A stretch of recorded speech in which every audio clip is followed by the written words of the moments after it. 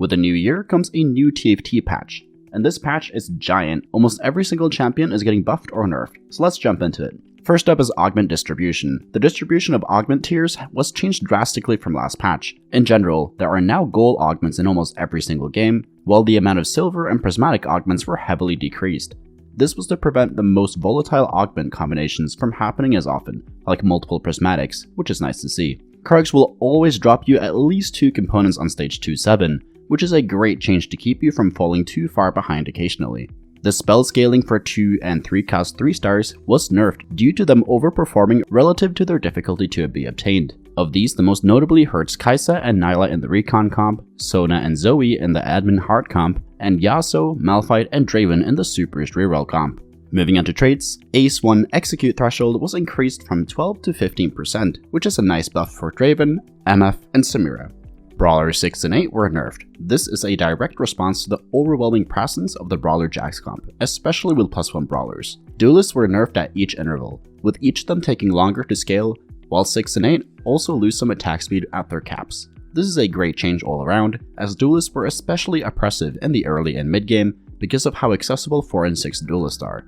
This comp should be still very strong in the late game, since Zed and Vayne were both buffed, but not allow you to win streak for free during stage 3 and 4. Laser Core drones damage was increased at 2, 4, and 6, but this really shouldn't push the needle too much other than give Zed a little more damage in the duelist comp if you play Sejuani. Mascot was nerfed at 4, 6, and 8. This is a huge nerf, especially since mascots have double the listed healing. This really hurts the Yuumi, Nasus, Lulu, and other common Super's reroll comps that flourished in the previous patch. Mech Prime was buffed slightly at both stages. This is quite nice for Draven, and especially Set, as the mech frontline should be more viable again. Recon's AI was improved to prevent them from dashing into crowds, which is nice for Kai'Sa and Vayne. Supers finally get nerfed after being untouched since the start of the set. Both the base and bonus damage per 3-star was decreased, which should help keep most 1 and 2 cost reroll comps in check. Spellslinger 4, 6, and 8 were nerfed, and all the units will no longer launch a meteor at the start of combat.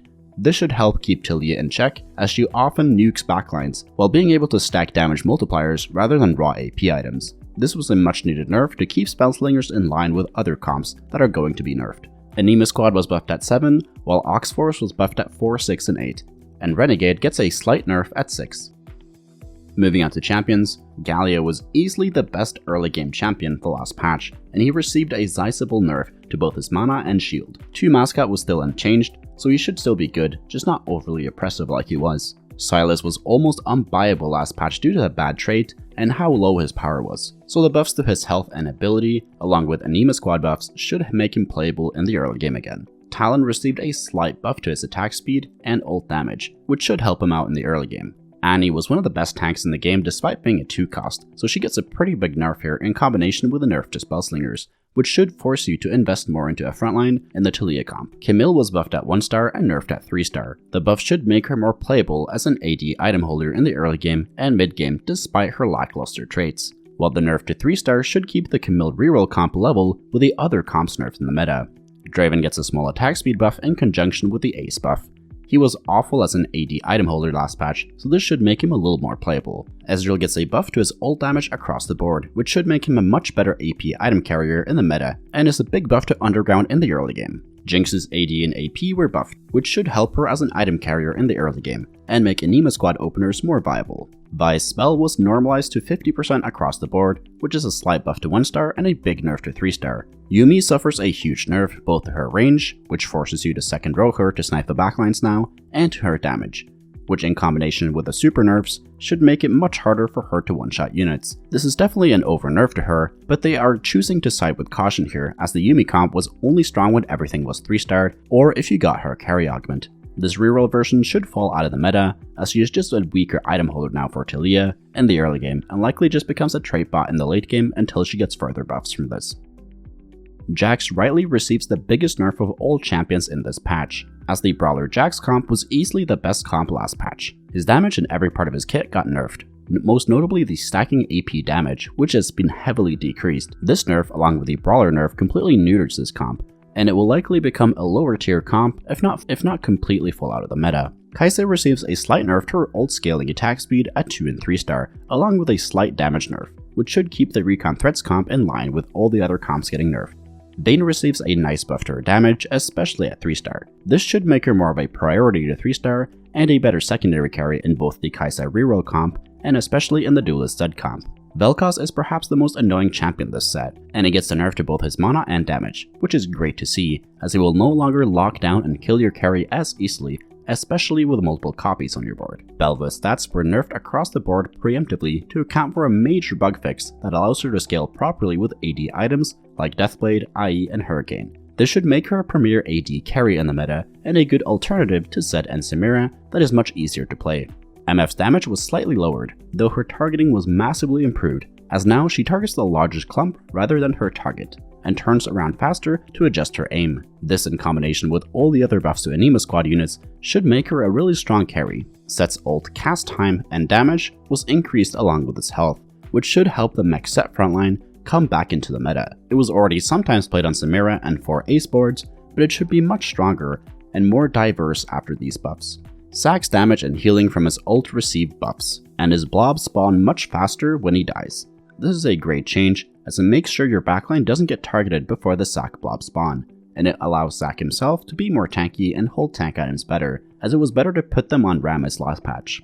Zed's ult duration and AoE damage were buffed, which helps account for the duelist nerfs. This should keep the comp power neutral, along with Vayne buffs and Nyla nerfs, so expect this comp to still be strong in the meta. Aphelios' purple stun gun was slightly nerfed, while both of his damage guns were buffed. This is a good change, as the stun gun was always the best choice, even if he had items and was rarely the main carry.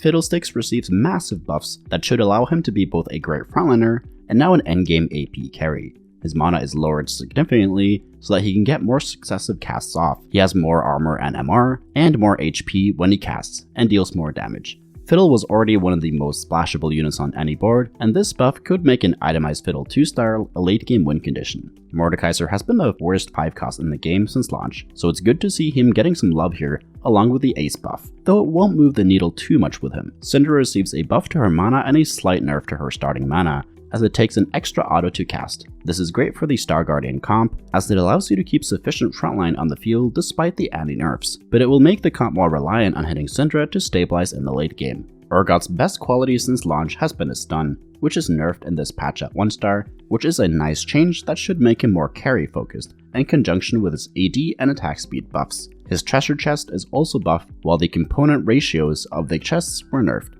which basically means you will get more gold from his ult than before. There were also buffs to Ashe, Blitzcrank, Lux, Poppy, LeBlanc, Senna, Rammus, and Viego, and nerfs to Cho'Gath, Nyla, Rammus, Soraka, and Nunu, listed in the small changes sections of the patch notes.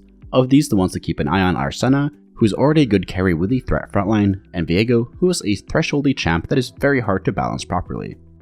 Now moving on to items, Blue Buff was one of the best items of the last patch, so it's good to see its AP nerfed slightly. Dragon's Claw was buffed slightly. This item was already good, especially since it was a great way to use up cloaks in the meta, as it was very AP centric, but this will make it much easier to slam in the early and mid game. Giant Slayer was the most built item of the last patch by far, as it was necessary for chewing through tanky frontlines like brawlers and threats, and it gets its bonus damage nerfed slightly, which is nice to see as it makes it less of a no-brainer once you build your core items. Gunblade was buffed slightly to make it an equal alternative to Bloodthirster on carries like Bel'Veth and Jax. IE gets a slight damage buff, which should make it a better item on carries like Samira, Senna, and Vayne. Moving on to augments, Blue Battery has been removed from the game. The combination of this and Blue Buff was way too strong on units like Zoe, Soraka, Sona, and others, so this is a good temporary fix, as it's hard to balance without reworking one or the other. Build Different and Double Trouble 1 have been disabled as they don't provide enough power to warrant drastic changes to your boards, while the gold and prismatic versions of these augments were nerfed as they gave way too much stats to comps like Kai'Sa and Senna Reroll and the Build Different board. Electrocharge is nerfed again as another casualty of the Jax comp. It was already decent outside of the Jax comp, and it should be much worse now after these changes. Luden's Echo is also nerfed a second time, as it gave AP comps like Kai'Sa Reroll, Zoe or Sona carry, and Spellslingers too much bonus damage. High Roller, Think Fast, and Trade Sector Plus lose gold from picking them, which is a good change as augments already provide enough econ. Jewel Lotus was also slightly nerfed and Thrill of the Hunt 1 was slightly buffed, but these changes shouldn't really change too much about the game. So if you want to know what to play in order to climb on this patch, make sure to stay tuned for the tier list video that comes out this weekend. Thank you so much for watching. If you learned something, please leave a like and subscribe to the channel. If you want cheat sheets for any of my comp guides, they are available for YouTube members and patrons, and links to those are down in the description. And if you want to get better at TFT, join the Discord. We got over 9,000 other players there who are hungry to climb. And if you want to get coached by me, the information is over on the Discord server as well. So take care and see you in the next video.